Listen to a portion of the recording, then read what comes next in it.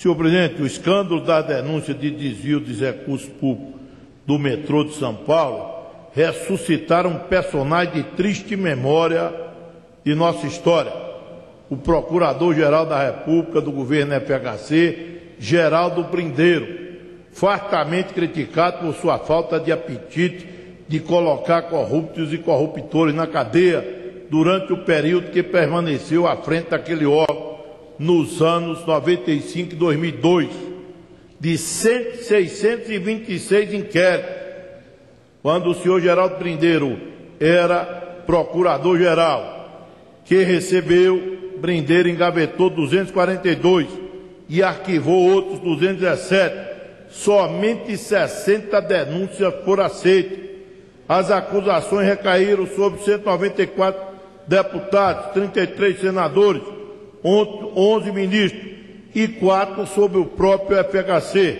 Por conta disso, Brindeiro recebeu o certeiro apelido de engavetador-geral da República. Entre as denúncias que engavetou está a compra de votos para aprovação da emenda constitucional que aprovou a reeleição para presidente, beneficiando então o presidente Fernando Henrique Cardoso. Senhoras deputados, senhores deputados, faça essa introdução para deixar bem claro a diferença abissal que separa o governo FHC e o modo petista de conduzir os assuntos da nação. Como disse o ministro Eduardo Cardoso, a era do engavetador geral acabou nesse país. Não se pode ter um fato denunciado e arquivá-lo e omitir-se. Por isso, o ministro da Justiça cumpriu com sua obrigação. Diante da suspeição, pedir a averiguação dessa suspeição e pedir as providências devidas.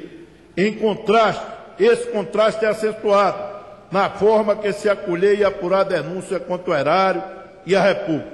Enquanto o Procurador-Geral Brindeiro agia de forma facciosa, os governos do presidente do presidente Lula e Dilma agem de forma republicana em obediência estrita aos mandamentos da nossa Constituição. Não se tem notícia de qualquer interferência governamental de 2003 para cá, em qualquer investigação ou acolhimento de denúncia em órgãos direto ou indiretamente ligados ao presidente ou aos seus ministros.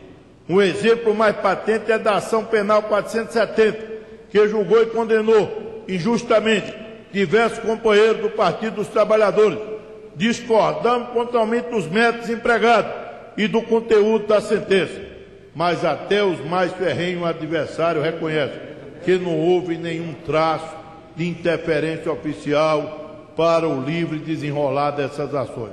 Não há registro de nenhuma conversa reservada de integrantes do alto escalão petista com membros de outros poderes para mitigar ou mesmo frear o curso das investigações e do andamento processual. Essa é, em síntese, o modo petista de se portar à frente dos governos.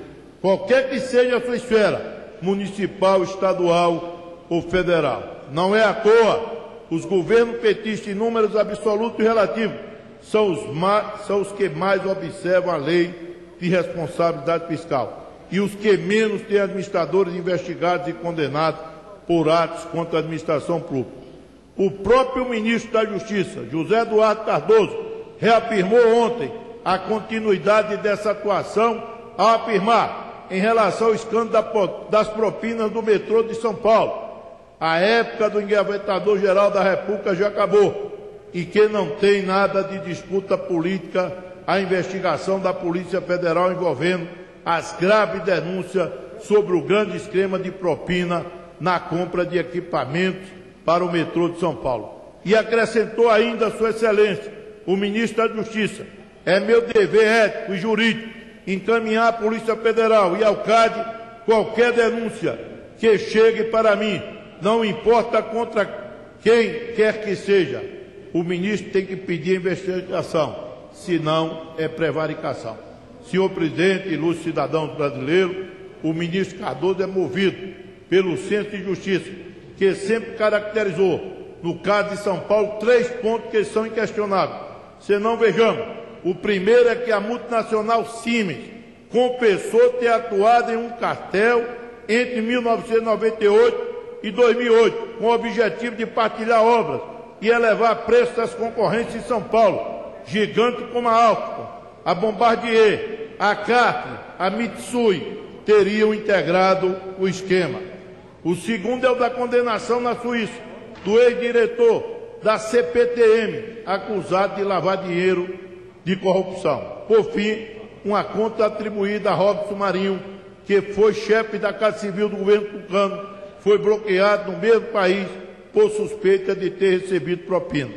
As investigações do caso Alstom e Siemens começaram em 2004, na Suíça, com o acúmulo de provas. A partir de 2008, a liderança do PT na Assembleia Legislativa de São Paulo entrou com mais de 15 representações nos Ministérios Público Estadual e Federal, que denunciavam o direcionamento nas licitações para aquisição e reforma de trens, construção e extensão de linhas metroviárias no estado de São Paulo, denunciou a prática de corrupção, formação de cartel, lavagem de dinheiro, pagamento de propinas às autoridades públicas e prorrogações ilegais de contrato.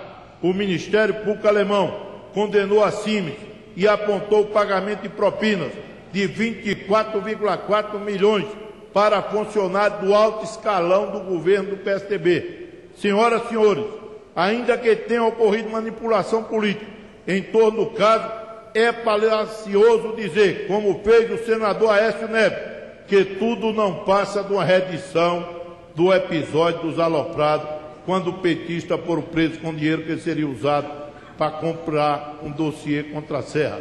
A atuação da bancada estadual e federal se pauta dentro das prerrogativas do trabalho parlamentar, entre as quais se inclui a função de fiscalizar as ações do Executivo, diferente de como age o senhor Alckmin, que é ciente da denúncia que apresentam fatos relevantes e robustos sobre a existência de quartel, desconsiderou o Ministério Público e criou uma comissão de notáveis, que até o momento não apresentou nenhum resultado.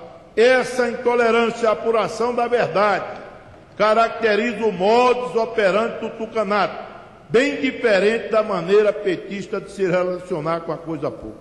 A prova maior de como procede o PSDB está no fato de que nenhum deputado estadual daquele partido assinou o pedido de CPI do cartel da corrupção do metrô. E pior, nos últimos 20 anos do governo PSDBista no estado de São Paulo, nenhuma CPI importante conseguiu ser instalada. A função do Legislativo é fiscalizar o Executivo, mas na Assembleia Legislativa de São Paulo, quem fala mais alto é o rolo compressor do governo do PSDB. PSDB gosta de CPIs em Brasília. Os governos tucano, Geraldo Alckmin e Zé Serra, em São Paulo, são marcados pela política do abafo, a exemplo do que ocorreu nos 2 mandatos de FHC, que não enfrentou nenhuma CPI. Ao contrário, o do presidente Lula, que enfrentou várias e várias em seus 8 anos. Eu peço ao senhor, não vou abusar dos colegas, que acolha como lido o restante do meu pronunciamento, senhor presidente, e providencie para ampla divulgação, inclusive na Voz do Brasil. Muito obrigado.